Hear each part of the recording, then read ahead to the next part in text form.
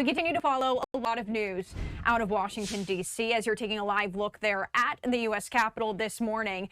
The Senate took the first step to end the government shutdown on Sunday after a group of moderate Democrats agreed to proceed without a guaranteed extension of health care subsidies, angering many in their caucus who say Americans want them to continue the fight.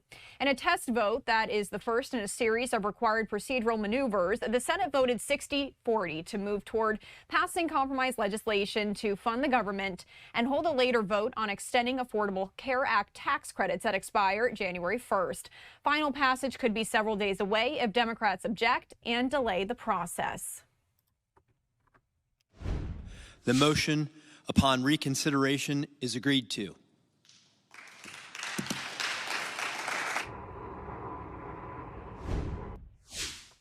And that was the vote there last night. The agreement does not guarantee the health care subsidies will be extended, as Democrats have demanded for almost 6 weeks. Senate Democratic leader Chuck Schumer of New York voted against moving ahead with the package, along with all but 8 of his Democratic colleagues. A group of 3 former governors, New Hampshire Senator Jeanne Shaheen, New Hampshire Senator Maggie Hassan, and Independent Senator Angus King of Maine, broke the 6-week stalemate on Sunday when they agreed to vote to advance 3 bipartisan annual spending bills and extend the rest of government funding until late January in exchange for a mid-December vote on extending the health care tax credits. The agreement also includes a reversal of the mass firings of federal workers by the Trump administration since the shutdown began on October 1st and would ensure that federal workers receive back pay.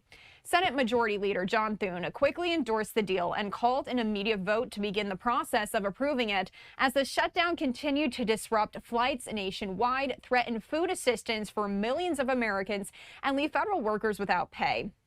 In addition to Shaheen, King, and Hassan, Democratic Senator Tim Kaine of Virginia, home to tens of thousands of federal workers, also voted in favor of moving forward on the agreement. The moderates had expected a larger number of Democrats to vote with them, as 10 to 12 Democratic senators have been part of the negotiations. But in the end, only 5 Democrats switched their votes, the exact number that Republicans needed. The vote was temporarily delayed on Sunday evening as 3 conservatives who often criticize spending bills, Republican Senators Mike Lee of Utah, Rick Scott of Florida, and Ron Johnson of Wisconsin, withheld their votes and huddled with Thune at the back of the chamber. They eventually voted yes after speaking to President Trump. Democrats had voted 14 times not to reopen the government as they demanded the extension of tax credits that make coverage more affordable under the Affordable Care Act. Republicans said they would not negotiate on health care, but GOP leaders have been quietly working with the group of moderates as the contours of an agreement began to emerge.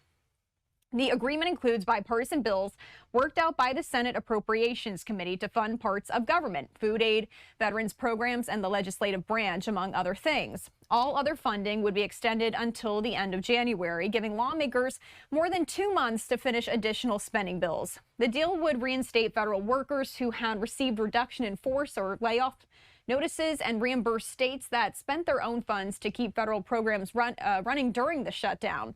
It would also protect against future reductions in force through January and guarantee federal workers would be paid once the shutdown is over.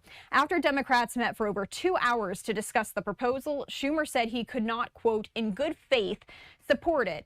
Schumer, who received blowback from his party in March when he voted to keep the government open, said that Democrats have now, quote, sounded the alarm on health care. He then went on to say, we will not give up the fight. I just wanted to share with you a couple sound bites from lawmakers on all of this.